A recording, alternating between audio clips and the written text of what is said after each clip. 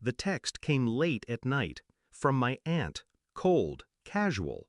By the way, we're keeping the guest list tight, you're not included. Minutes later, my mother chimed in. It's not personal. But it was, and they knew it. I stared at the receipts spread across my desk. $10,500, tent, flowers, full catering, everything I'd arranged, down to the last linen napkin. Paid for with hours I'd worked, weekends I'd lost, corners I'd cut to make ends meet. For them, for the people who had taught me sacrifice, or so I thought. It wasn't the first cut. Growing up, I was the placeholder child, the one who stayed quiet while they poured love into my sister. She was the star, I was the shadow. Birthdays forgotten, achievements dismissed. I swallowed it all because I believed someday they'd see me. Someday I'd be enough. So when I wired the money for their anniversary, I thought maybe this was the moment. Maybe this was how I proved I belonged. Instead, they erased me from my own gift. I didn't scream, I didn't beg. I read the messages once more, let the words cut deep, then set my phone down. My first instinct was heartbreak. My second was clarity. If I wasn't invited to the celebration, why should I bankroll it? I moved quickly. The tent rental, canceled with one phone call. The catering, funds frozen with a signed stop payment.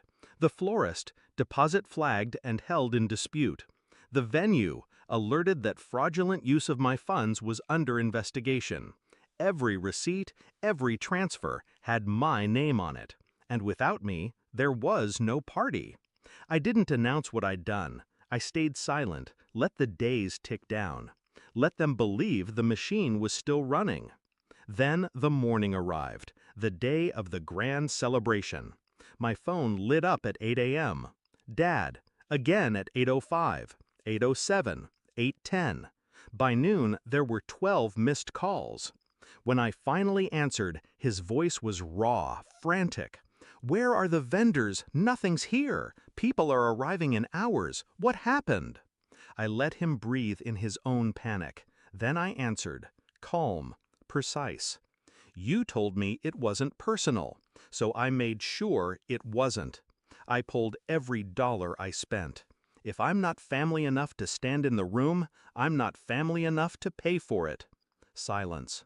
I could almost hear him breaking on the other end. The fallout was immediate. Guests arrived to an empty lawn. No tent, no chairs, no catered trays of roasted lamb and wine glasses lined in rows. Just a barren space, wilting under the afternoon sun. My mother, always so careful about appearances, was forced to explain. My aunt tried to salvage it with finger foods from the supermarket, but the humiliation had already spread. People whispered. And for once, it wasn't about me being the failure, it was about them. Later that night, my sister sent a single message. You went too far. I stared at it, then typed back, no. I went exactly far enough. I didn't do it for applause. I didn't do it for revenge alone. I did it to take back something they never gave me. Power.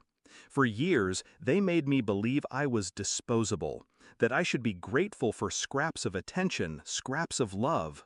But that day, I proved a truth they could never ignore. I was the one holding the strings. Now, when I think of that canceled party, I don't feel guilt. I feel free. Because they taught me love was conditional, so I showed them money was too. And the next time someone tells me it's not personal, I'll remember how satisfying it feels to make sure it is.